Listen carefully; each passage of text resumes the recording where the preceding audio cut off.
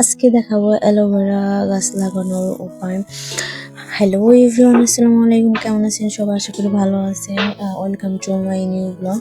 তো আজকে আমি আমার আপার বাসা থেকে একটা অ্যালোভেরা গাছ নিয়ে আসছিলাম, তো সেটা আজকে আমি লাগাবো।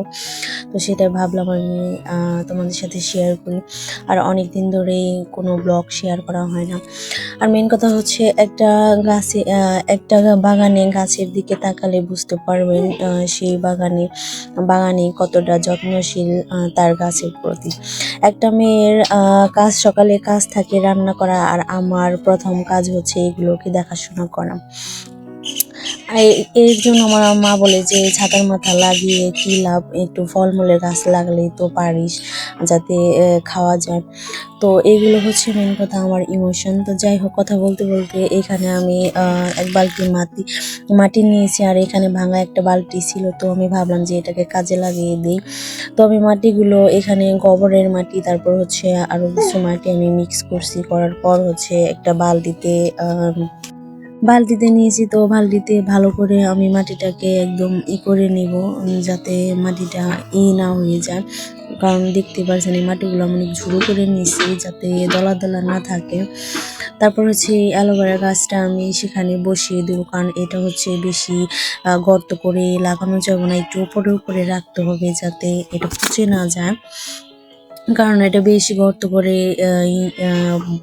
লাগাইলে এটা পচে যাওয়ার সম্ভাবনা আছে।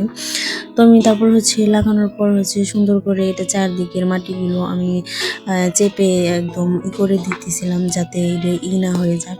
তো ফাইনালি গাছ দেখেন, আমার অ্যালোভেরা গাছটা লাগানো শেষ।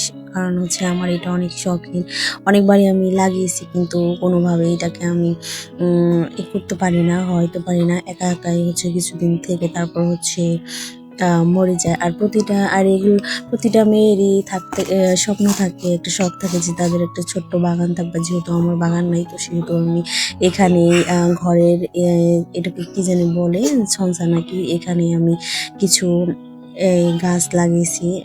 এটা দুবলা ফুল গাছ, আর ওইটা পুতুলি ফুল গাছ নাকি কি যেন, যাই হোক বলে। তো আমি এখানে মগে, তারপর মাটির হাঁড়িতে, তারপর বোতল কেটে এই গাছগুলো লাগিয়েছিলাম। আর এখানে মাটিগুলো পানি দেওয়া হয় না, সে কারণে এগুলো একদম শক্ত হয়ে গেছে, চাপ ধরে ফেটে একদম খড়খড়া হয়ে গেছে। তো আমি একটু কাঁচি দিয়ে এগুলো আমি করে দিতেছিলাম, নরম করে দিতেছিলাম, আগলা করে দিতেছিলাম। দেওয়ার পর আমি এটাকে পানি দিতেছিলাম, যাতে এটা একটু সতেজ হয় বা একটু হয়ে যায়।